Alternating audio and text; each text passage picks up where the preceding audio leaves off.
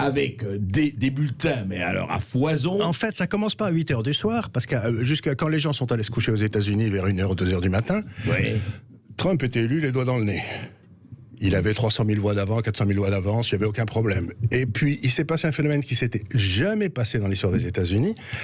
Il y a 5 États qui ont décidé d'arrêter de compter. À 3h30 du matin. Oui, parce que d'habitude, ils comptent toute la nuit. Ils comptent toute la nuit jusqu'à ce qu'il n'y ait plus rien à compter, quoi. Donc là, 5 États ont décidé, on l'arrête. En même temps. Mais quel prétexte ils ont donné? Alors, ils n'ont pas donné de prétexte, ils ont dit, je sais pas, et s'il y en a un qui a donné, comme en Géorgie, il a donné le prétexte qu'il y avait un truc d'eau qui était tombé sur un... Oui, d'accord. Enfin, ils ont arrêté. Ils ont arrêté, mais en fait, ils ont donc renvoyé tous les républicains chez eux. Oui. Mais eux, ils ont continué de compter.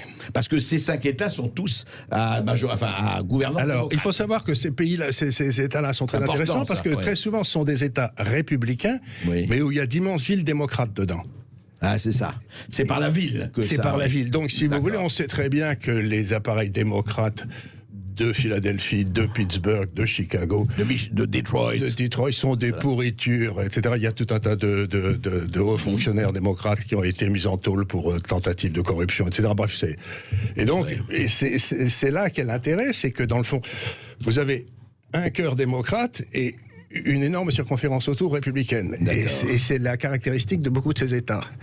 Et c'est assez amusant de voir comment ça va se passer. Alors, ils ont arrêté à 3 h du matin, et en fait, il s'est passé beaucoup de choses. Et quand les gens sont réveillés, quand les gens sont réveillés, Biden était devant de beaucoup. Ouais. Et de beaucoup, oui, de centaines de milliers qui étaient apparus de façon extraordinaire. Ouais. Et donc, ça a commencé à poser quelques petits problèmes. Si vous voulez, les gens ont dit, mais qu'est-ce que c'est que cette histoire ? Et à ce moment-là, vous avez eu la deuxième vague qui est arrivée, c'est-à-dire toute la grande presse qui a décidé qu'après tout, Biden était élu. Mais celui qui détermine qui est élu, c'est pas la presse, c'est pas le gouverneur. On l'a dit, oui, ce sont les grands électeurs. Ce sont les grands électeurs, après qu'il ait reçu le sceau des chambres locales. C'est ça.